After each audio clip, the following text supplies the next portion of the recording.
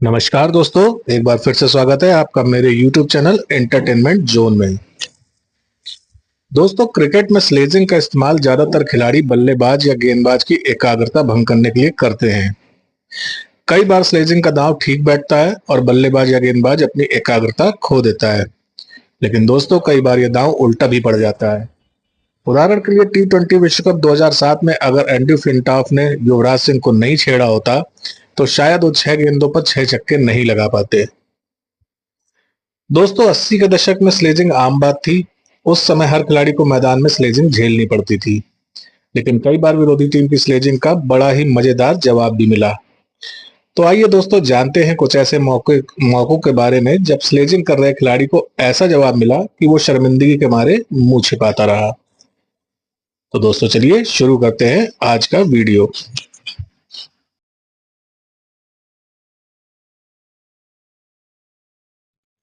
दोस्तों, Australia team के पूर्व तेज गेंदबाज ग्लेन मैकग्रा को अपने क्रिकेटिंग खेल के दिनों में काफी शांत स्वभाव का खिलाड़ी माना गया है। हालांकि अगर चीजें उनके हिसाब से नहीं चल रही होती थी तो वो विरोधी टीम के खिलाड़ी के ऊपर दबाव डालने के लिए स्लेजिंग शुरू कर देते थे। ऐसा ही देखने को मिला था 1996 के सिंगर कप में। ऑस्ट्रेलिया टीम ने इस सीरीज के लिए श्रीलंका का दौरा किया था और टूर्नामेंट का पहला मुकाबला ऑस्ट्रेलिया और जिम्बाब्वे के बीच में खेला गया था। इस मुकाबले में ऑस्ट्रेलिया ने 125 रनों से जीत दर्ज की थी। हालांकि ग्लेन मैकग्रा ने इस मुकाबले में जिम्बाब्वे के पूर्व खिलाड़ी एडो ब्रांडेस को स्लेज करने की कोशिश की, लेकिन उन्हें खुद को मुंह तोड़ जवाब मिला। दरअसल जिम्बाब्वे की टीम के 9 विकेट गिर चुके थे और मुकाबला लगभग ऑस्ट्रेलिया अपने नाम कर चुकी थी। हालांकि जिम्बाब्वे की ओर से एडो ब्रांडेस 120 रन पर बल्लेबाजी कर रहे थे। इस बीच उन्होंने कुछ अच्छे शॉट्स भी खेले और बाउंड्री भी जड़ी। पूर्व ऑस्ट्रेलियाई गेंदबाज को यह बात अच्छी नहीं लगी और उन्होंने कहा कि आप इतने मोटे क्यों हैं। एडो ब्रांडेस को ग्लेन की यह बात अच्छी नहीं लगी और उन्होंने उसका जवाब दिया। उन्होंने बोला, ऐसा इसलिए क्योंकि जब भी मैं तुम्हारी पत्नी से प्यार करता हूं वह मुझे एक बिस्किट देती है। एडो ब्रांडेस के इस जवाब को सुन ग्लेन मैकग्रा हैरान रह गए और शर्मिंदा हो गए। दोस्तों, खेल के मैदान पर आश्चर्य की कोई जगह नहीं होती, लेकिन कभी कभी कुछ ऐसे खिलाड़ी होते हैं जिनकी प्रतिभा को देखकर लगता है कि इनके सामने आश्चर्य भी बौना है। ऐसे ही एक क्रिकेटर का नाम है वेस्टइंडीज के दिग्गज खिलाड़ी सर विव रिचर्ड्स। रिचर्ड्स ने अपने करियर में कई कमाल की पारियां खेली और पूरी दुनिया में अपना अलग अलग ऑरा बनाया। उनकी बल्लेबाजी के कई किस्से आपने सुने होंगे, लेकिन क्या आपको पता है कि उन्होंने एक बार एक गोरे गेंदबाज की जमकर खबर ली थी, वो भी तब जब उस गोरे गेंदबाज ने उनके ऊपर स्लेजिंग की थी। दोस्तों, अपनी विस्फोटक बल्लेबाजी के लिए मशहूर रहे विवियन रिचर्ड्स एक काउंटी मैच खेल रहे थे। ग्रेग थॉमस की गेंद ठीक तरह से उनके बल्ले पर नहीं आ रही थी। वो लगातार कई गेंद पर बीट हुए। तब थॉमस ने उनके पास जाकर गेंद के बारे में कहा, यह लाल और गोल है और इसका वजन लगभग 6 आउंस है। अब जरा इसको मार के दिखाओ। थॉमस की स्लेजिंग के बाद विव रिचर्ड्स को इतना गुस्सा आया और उन्होंने गेंद को मैदान के बाहर नदी में मार दिया। इसके बाद रिचर्ड्स ने थॉमस के पास जाकर कहा, तुमको गेंद के बारे में पता है, ये कैसा दिखता है, इसका रंग अभी भी लाल है और जाओ गेंद लेकर आओ अगर ये तुम्हें मिल जाए। तो दोस्तों, इस तरह से विव रिचर्ड्स ने उस ग्रेग थॉमस की स्लेजिंग का करारा जवाब दिया।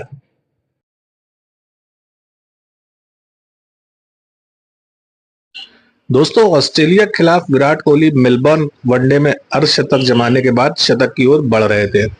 तभी जेम्स फॉकनर ने उनकी एकाग्रता भंग करने के लिए स्लेजिंग का सहारा लिया और उनको बड़े शॉट लगाने को कहा। लेकिन विराट ने इसका शानदार जवाब दिया और कहा, तुम अपनी ऊर्जा को बेकार कर रहे हो, मैंने अपनी लाइफ में तुमको बहुत छक्के मारे हैं, जाओ जाकर गेंदबाजी करो। इसके बाद विराट ने शानदार शतक जमाते हुए फॉकनर को उनकी गलती का एहसास दिलाया।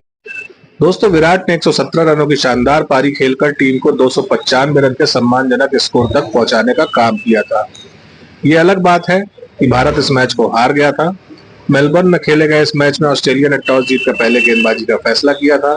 भारत की तरफ से शिखर धवन ने 68, विराट कोहली ने 117 और अजिंक्य रहाणे ने 50 रनों की शानदार पारी खेली थी। इन तीनों की पारी की बदौलत ही भारत 50 ओवर में 7 विकेट खोकर 295 रन बनाने में कामयाब रहा था।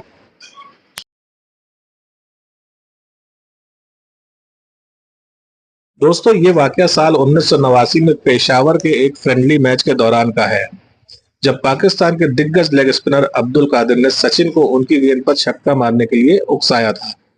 उस वक्त सचिन तेंदुलकर वर्ल्ड क्रिकेट में नई नई सनसनी बनकर आए थे और वे सिर्फ 16 साल के थे। पाकिस्तानी फैंस युवा सचिन का मजाक उड़ाते थे। कुछ दर्शकों ने पोस्टर पर दूध पीता बच्चा घर जाके दूध पी लिखकर सचिन का मजाक उड़ाया था, लेकिन सचिन इन सबसे जरा भी परेशान नहीं हुए। साल 1989 में पेशावर में हुए इस प्रदर्शनी मैच में सचिन ने पाकिस्तानी गेंदबाज मुश्ताक अहमद के ओवर में 2 छक्के लगाए। कम उम्र के सचिन की ऐसी शानदार बल्लेबाजी देखकर टीम के पाकिस्तानी सीनियर खिलाड़ी अब्दुल कादिर गुस्से में आ गए। कादिर सचिन के पास गए और बोले, बच्चों को क्यों मार रहे हो, हमें भी मार के दिखाओ।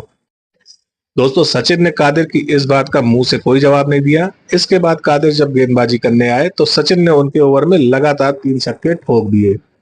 कादिर को एहसास हो चुका था कि उन्होंने सचिन को ऐसा बोलकर गलत किया। कादिर ने सचिन की बल्लेबाजी देखकर ताली बजाई और सम्मान में सचिन के सामने हाथ तक जोड़ दिए।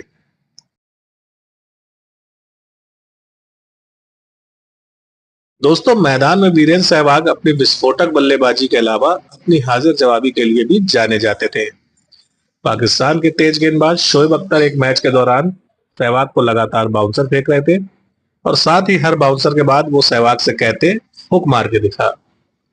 सहवाग ने मजाकिया अंदाज में कहा, ये बॉलिंग कर रहा है या भीख मांग रहा है।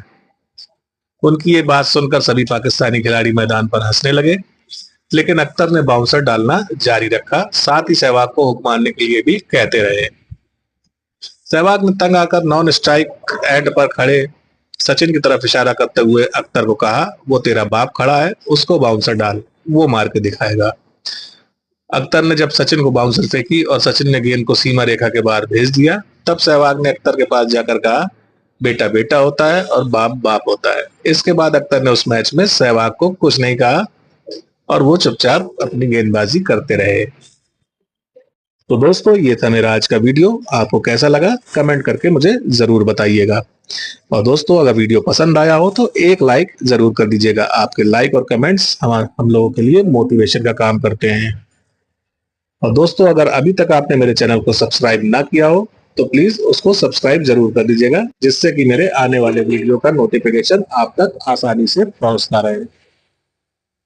तो चलिए दोस्तों, अब मैं चलता हूं। कल मिलूंगा अपने किसी नए वीडियो के साथ, इसी जगह पर, इसी समय पर और इसी चैनल पर।